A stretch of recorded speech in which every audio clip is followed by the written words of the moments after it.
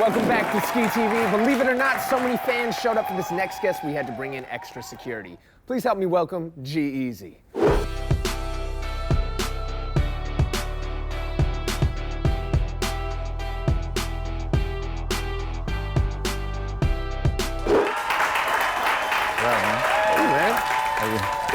Your fan base gets crazier and crazier every time I see you. For those who might be seeing you for the first time on this show, how did this happen for you? When did it all really start?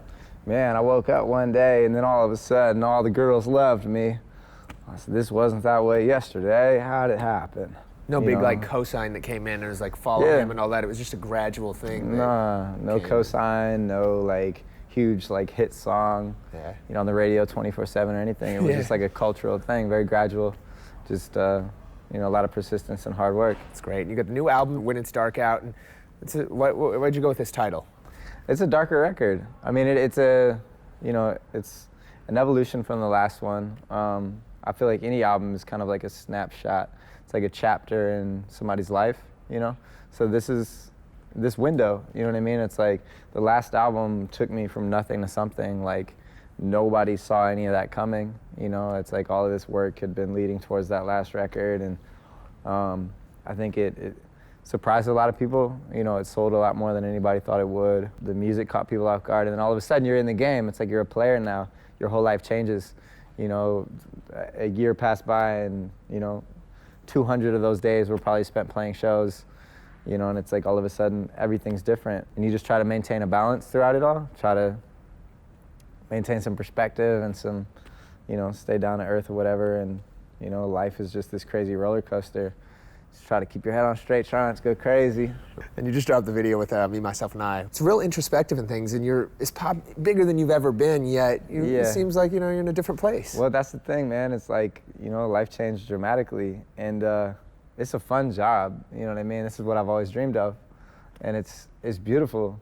But it's not always... But there's a darker side to things, and what you do lose is privacy, is, kind of some like peace, some alone time or whatever. But at the same time, it's like, I wouldn't rather be doing anything else other than this, you know what I mean? Like this is a dream to be like on this couch, talking to you about a record that I got to make. Like, this is beautiful, but at the same time, you just got to keep your head on straight, man, and try not to go crazy out here, because this game will do it to you. It all worked out. Where does this album compare amongst all your projects that you've put out in your eyes? Oh man, this is it. This is the one? This is fully it, yeah. I'm an album person. Like as a kid, I grew up on 2001, Illmatic, Midnight Marauders. Like projects so cohesive that you could play top to bottom. I wanted to make a body of work that felt cohesive, from beginning to end. And you think like, going back, I know you did the last project in Malibu we were talking about. Now this one, a little bit darker place. Where'd you knock this one out? And I think it kind of shows. I was like, wait, you didn't do this one. You're like, nah. Man, the last one it was like the first time in my life we ever had some money. And we rented this house on the beach. Actually, one of my managers, he would always get it. Tour manages Drake, and anytime he was home off the road, he would get this spot right on the beach. And we just set up shop there and did the record, and I felt like, damn, we're popping, man. I can rent this house on the beach. Like, I'm a real little miniature little, And but this last one, there wasn't time to set up shop anywhere like that. It wasn't like, where's your dream location to make a record? It was like, yo, we have to fit this in between, playing every festival under the sun, in between doing 3 tours, going to Australia, going to Europe, like playing all these shows.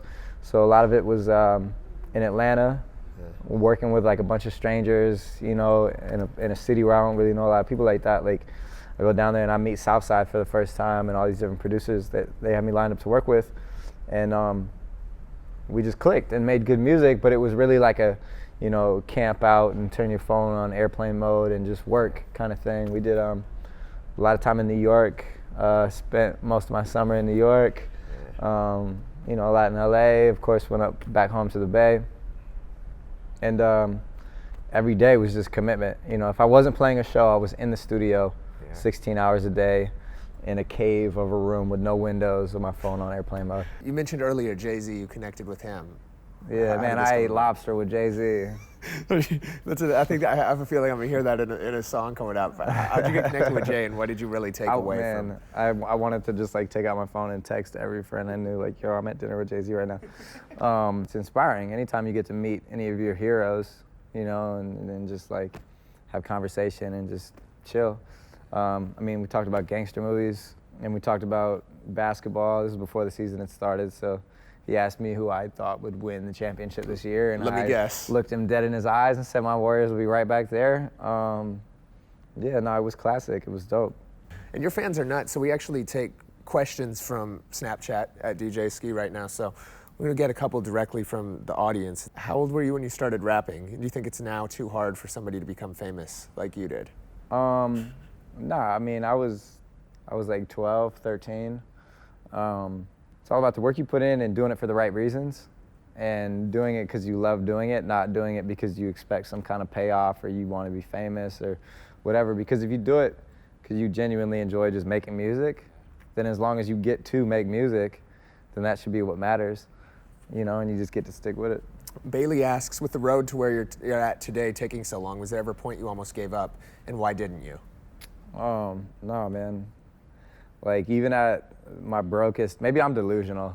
Like, I wonder that all the time. Maybe I'm totally crazy. I think you kind of have to be to make it. You have to because level. You have to have this like resilience, this confidence that like, but not an overconfidence. Because you have to be aware, but you also have to be like very, not self-absorbed, but confident. You know what I mean? Like, you have to think you're like, you know, you're it.